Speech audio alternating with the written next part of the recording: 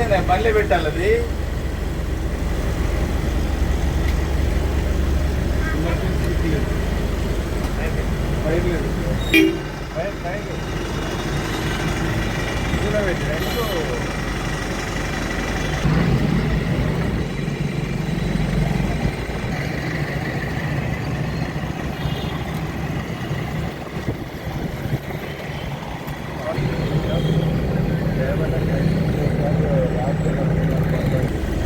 మేము లేవు ఇలా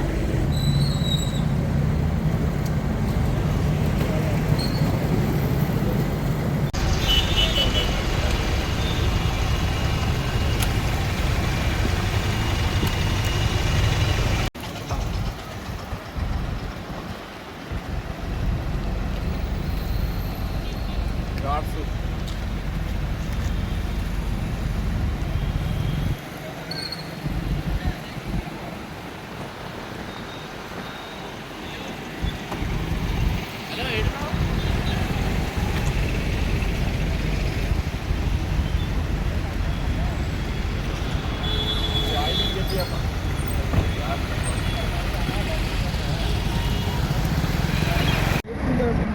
అందరికీ నమస్కారం.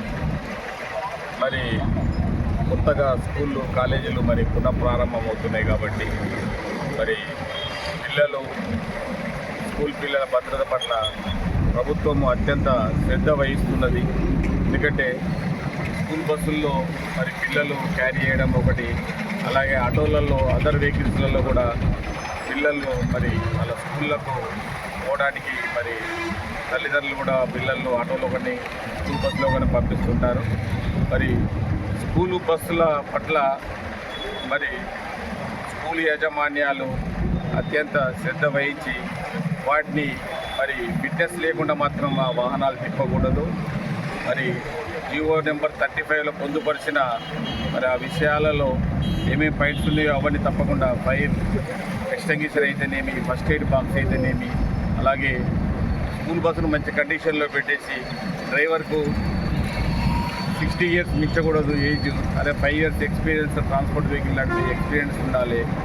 అలాగే ఒక అటెండెంట్ ఉండాలి. అలాగే స్కూల్ పిల్లలు మరి ఓవర్లోడ్ తిప్పకూడదు.